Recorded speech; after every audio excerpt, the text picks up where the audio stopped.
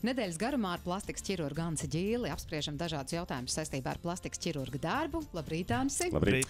Nu, un jautājums, kas ir būtiskākais darbā ar pacientu? Pirmkārt, manuprāt, svarīgākais ir godīgums.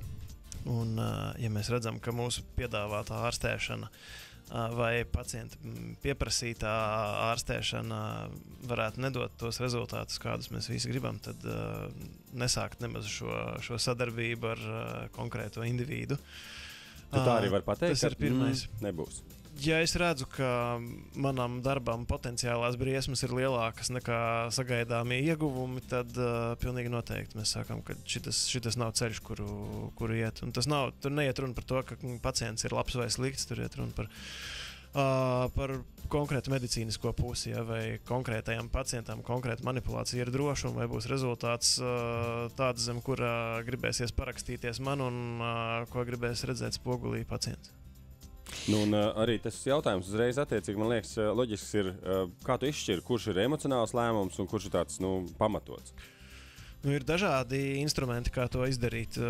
Viens no tiem ir lineāls, kur mēs saprotam, vai tur ir asimetrija reāla, vai viņa ir iedomāta. Otrs ir ieklausīties pacientā un viņa vēlmēs un viņa stāstā, kāpēc viņam ir svarīgi veikt konkrēta veida korekcijas. Protams, tās situācijas dažādas, ja mēs nevaram baigi tiesāt cilvēku, kas ir bijis pakļauts agresīvai ārstēšanai onkoloģijas laikā, kuram pēc definīcijas pienākās atjaunot orgānu, kas viņam iztrūkst.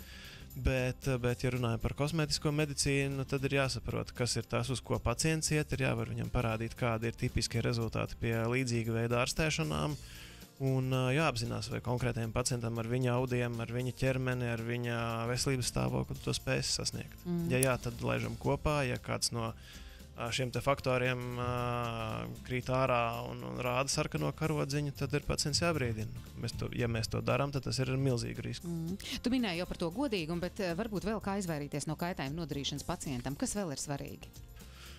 Mums ir svarīgi pirmkārt saprast, vai konkrētam pacientam vispār ir droši kaut ko ķirurģiski darīt, vai pacients ir gatavs operācijai un pēcoperācijas periodam, ne tikai emocionāli, bet arī fiziski un organizatoriski.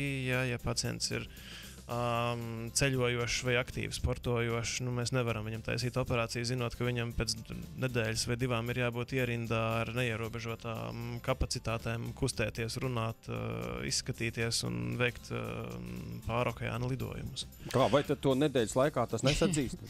Jā, kāpēc man vēl ar vienu ir satūcis? Man taču jau nedēļa tūlīt būs. Labi, paldies tev, Ansi, par sarunu. Paldies tev. Radio